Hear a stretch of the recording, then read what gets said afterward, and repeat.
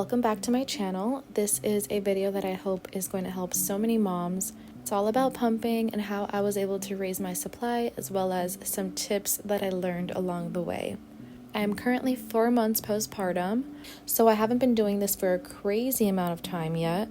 But after 4 months of exclusive breastfeeding / pumping, you do learn some things. And I do feel like I'm at a pretty good point right now, so I'm just gonna get into it.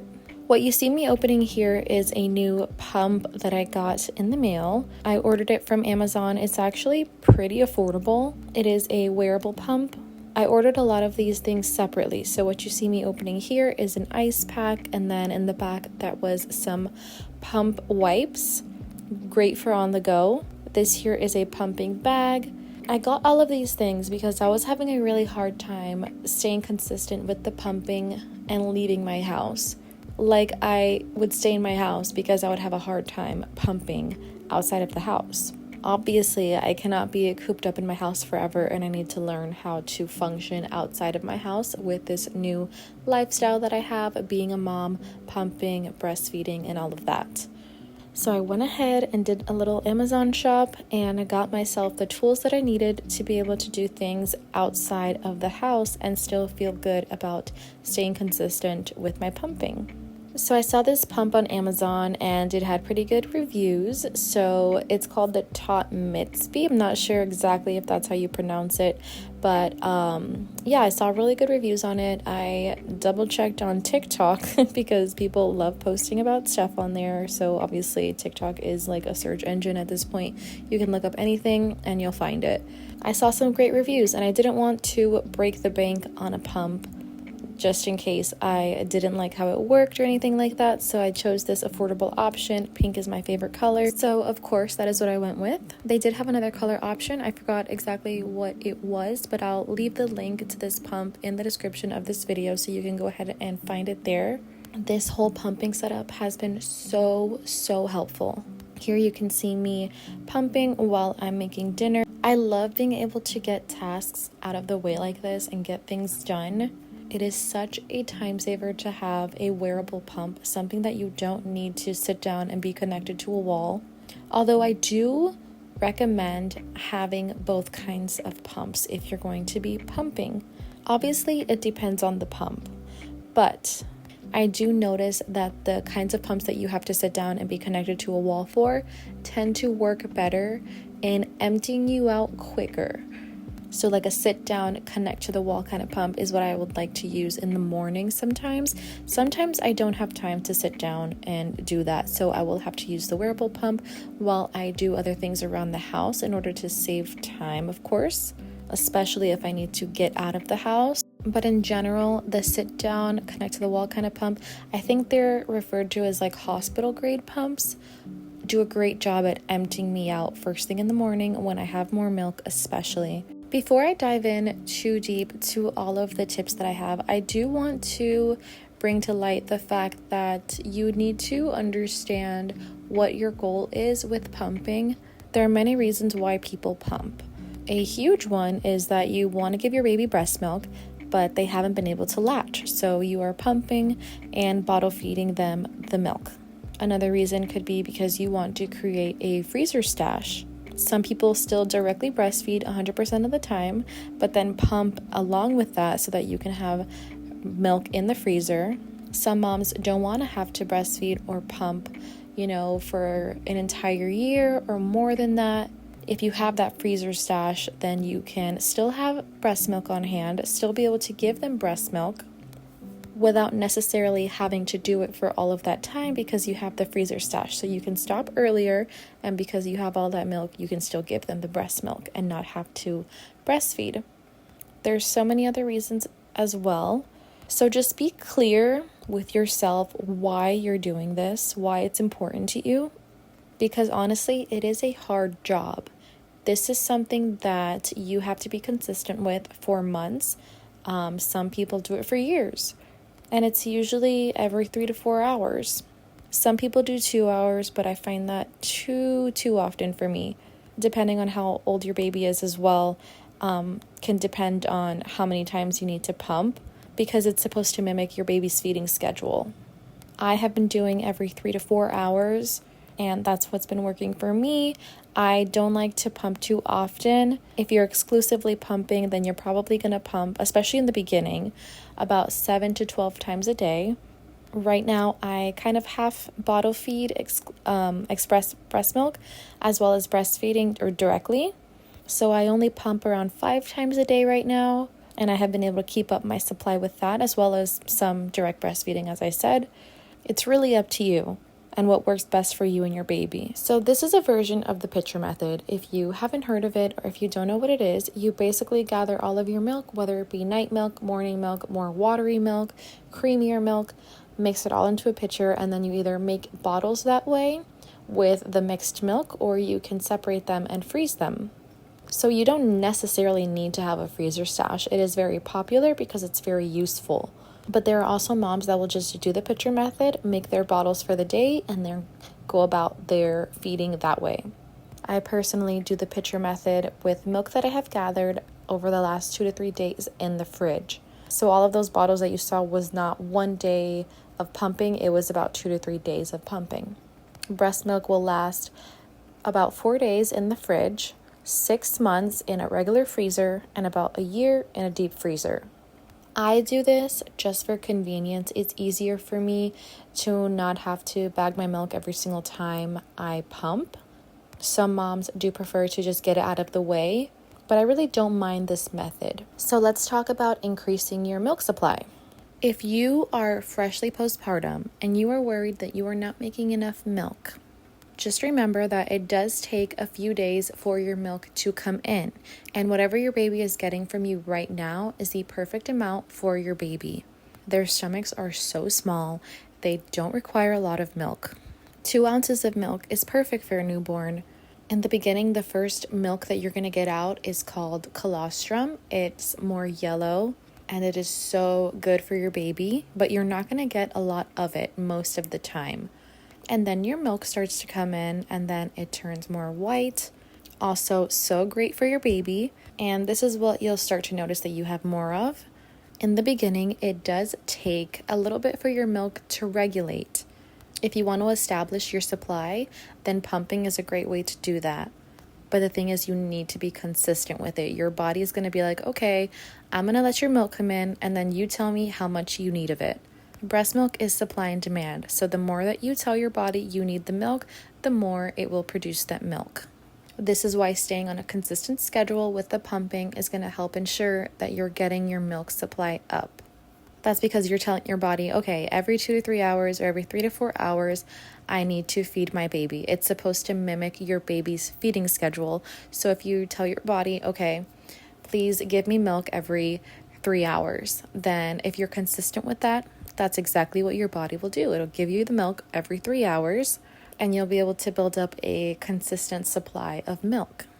The exact amount of milk that you pump each pump session, like every 3 hours, will vary depending on the time of day, depending how hydrated you are, how fed you are. But at the end of the day, it does add up. So don't be too worried about having less milk in the middle of the day than you did in the morning. So speaking of staying hydrated and nourishing your body, it is so important to drink your water and drink your electrolytes. I notice a significant difference when I don't do this. I've been loving the drinks Body Armor. You can also opt for coconut water. Just getting those electrolytes in will help you feel so much more hydrated.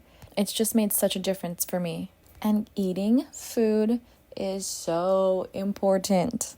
I know this is one of the most challenging aspects of becoming a new mom is getting in your meals because you are so occupied with the baby. It's hard to get in nutritious food. If you have the support, if you have the help, it would be awesome to let people know how they can help you with bringing you food. If you don't have that, or if that time has already gone and you kind of need to learn for yourself now how to keep your body nourished, meal prep is amazing. I actually have a dedicated meal prep video on my channel, and I share a little bit of cooking in almost every vlog that I do anyway. And just if you need some inspiration, you can go ahead and check those out. I promise it is possible. It just takes lots of planning. And again, I notice a huge difference in my supply when I eat versus when I don't. In terms of increasing your supply, something that was huge for me was called power pumping. Basically what it is that you'll pump for 20 minutes and then you take a break for 10 minutes. I would just leave the pumps there. I never would take them out. And then go for another 10 minutes,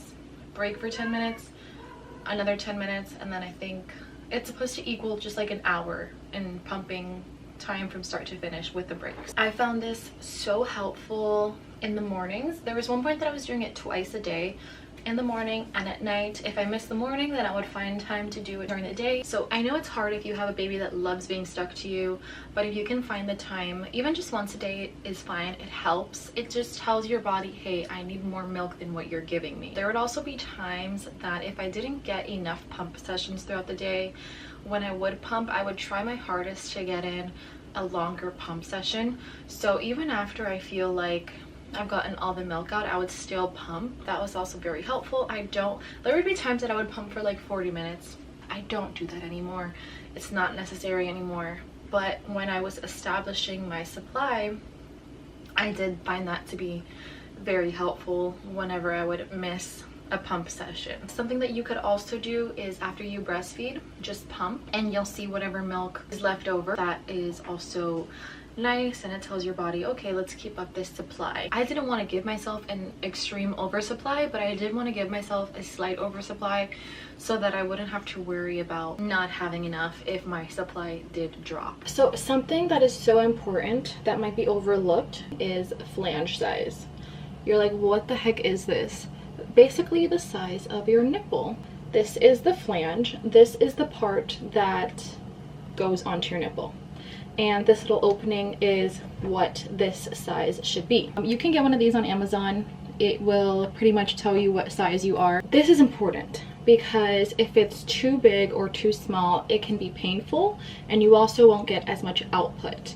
When you pump, it should be essentially painless. In the beginning, when you're first starting to breastfeed or pump, you're going to be a little bit sore because you're not used to having that constant suction, but once your body gets a little bit more used to it, it's practically painless. Unless your baby like really bites down hard or you don't have the correct flange size. So these are called flange inserts. They can correct the size of the flange that you currently have. I know these look a little bit dirty. I don't use these. They just came in a pack, and this is how you insert them into the flange. This seriously will make such a difference in the pain whenever you pump. Ever since using these, I cannot complain.